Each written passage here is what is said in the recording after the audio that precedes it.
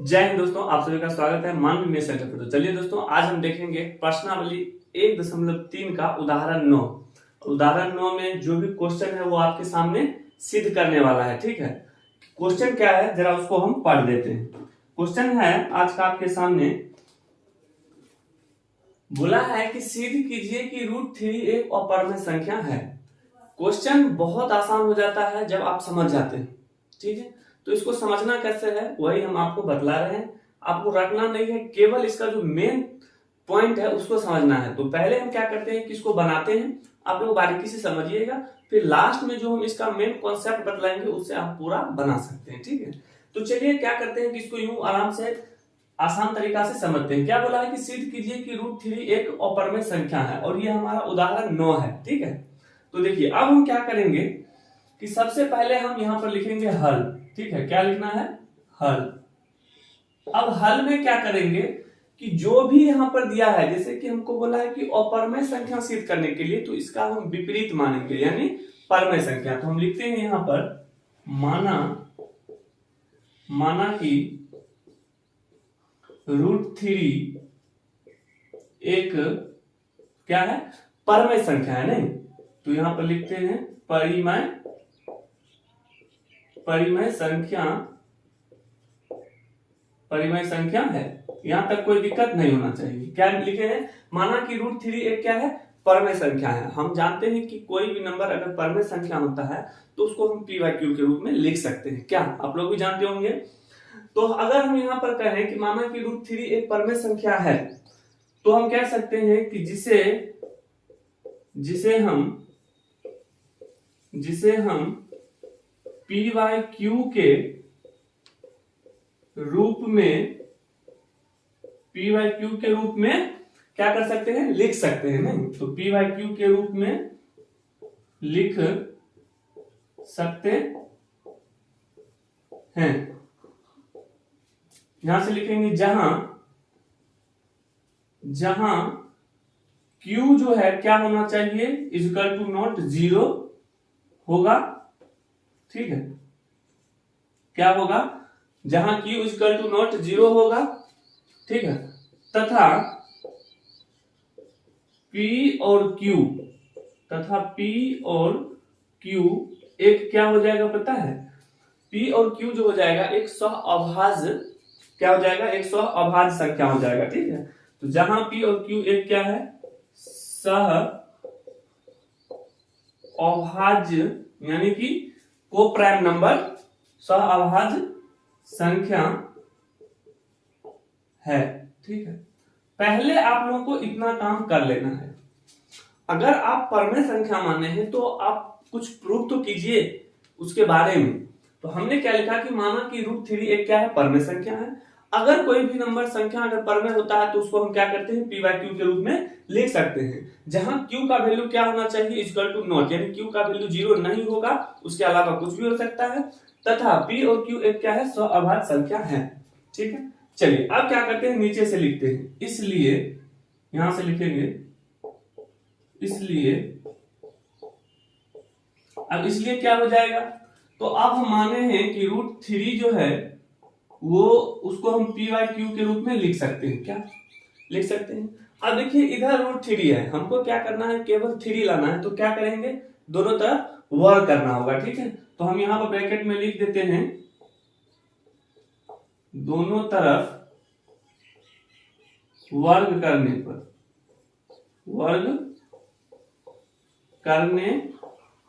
पर। ठीक है, अब दोनों तरफ अगर हम वर्ग करेंगे तो यहां क्या हो जाएगा? √3 का स्क्वायर इक्वल p/q का स्क्वायर हो जाएगा। अब क्या करना है? यहां से सॉल्व कीजिए, तो यहां हो जाएगा 3 इक्वल, यहां हो जाएगा p²/q²। अगर हम q² को इधर लिखें तो q² बराबर हो जाएगा p², नीचे 3। अब देखिए यहां से एक रिजल्ट ये निकलता है, सबसे पहले यहां पर हम चर्चा करेंगे यहां पर। ठीक है, अब यहां पर देख लीजिए एक मेन चीज जो है यहीं पर है। अगर हम p² का वैल्यू अगर कुछ भी लेते हैं तो उसमें हम 3 से भाग देंगे। क्या? अगर p² का वैल्यू मान लीजिए कि कुछ ले रहे हैं तो उसमें क्या करेंगे? 3 से भाग देंगे। और 3 से भाग देने के बाद जो भी वैल्यू निकलेगा वो क्यू स्क्वायर के बराबर होगा। ठीक है, तो अगर मान लीजिए पी स्क्वायर कुछ भी होगा, अगर 3 से विभाजित है तो क्या पी भी तो 3 से विभाजित होगा? नहीं। जैसे कि मान लीजिए 5 का स्क्वायर करते हैं, अगर 5 का स्क्वायर अगर 5 से विभाजित है तो क्या हम 5 को 5 से विभाजित नहीं कर सकते हैं? तो कर सकते हैं। ठीक है, तो हमको यहाँ पर वही चीज लिखना है, नीचे से लिखेंगे अतः पी स्क्वायर जो है 3 से विभाजित है, नहीं नीचे से लिखेंगे अतः पी स्क्वायर 3 से क्या है? विभाजित है। पी स्क्वायर 3 से विभाजित है।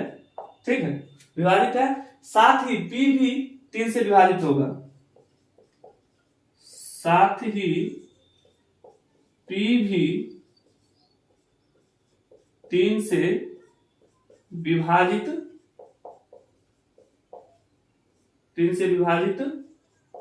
होगा। ठीक है, 3 से विभाजित होगा। अब देखिए ये कैसे होता है, तो जरा हम इसको आपको समझा देते हैं। जैसे कि मान लीजिए कि आपके पास कोई भी नंबर है, जैसे हम कह रहे हैं कि 5 का स्क्वायर जो है वो 5 से विभाजित है, तो 5 का स्क्वायर कितना होता है? 25, 25 बटा 5 काटेंगे 5 होगा।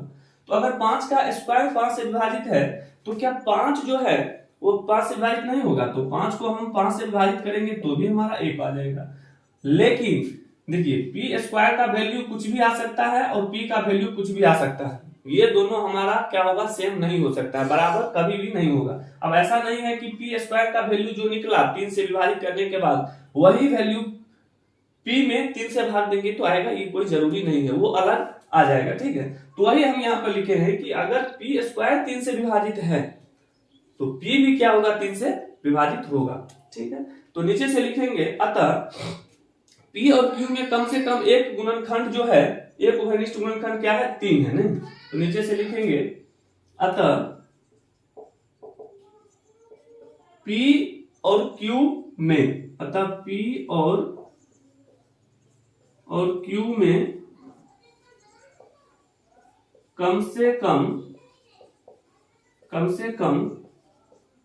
एक उभयनिष्ठ गुणनखंड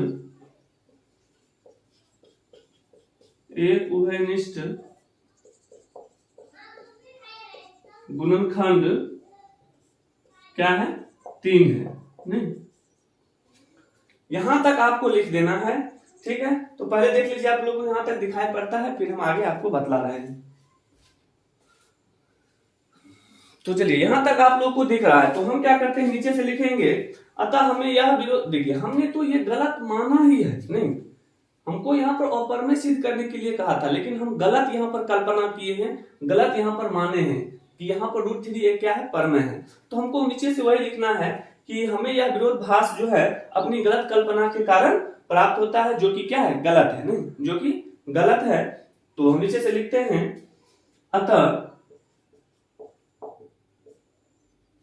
हमें यह विरोधाभास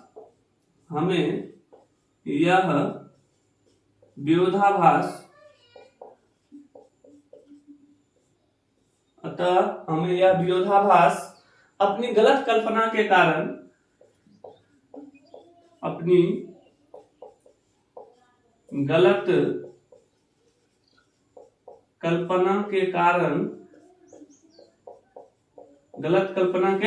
कारण प्राप्त हुआ है, नहीं? नीचे से लिखेंगे जो कि क्या है? गलत है। नीचे से लिखेंगे, चलिए यहां पर हम लिख देते हैं। ठीक है, लिखेंगे जो कि क्या है? गलत है। ठीक है, हमने क्या माना है? कहता हमें यह विरोधाभास अपनी गलत कल्पना के कारण प्राप्त हुआ है, जो कि क्या है? गलत है। नीचे से लिखेंगे इसीलिए √3 एक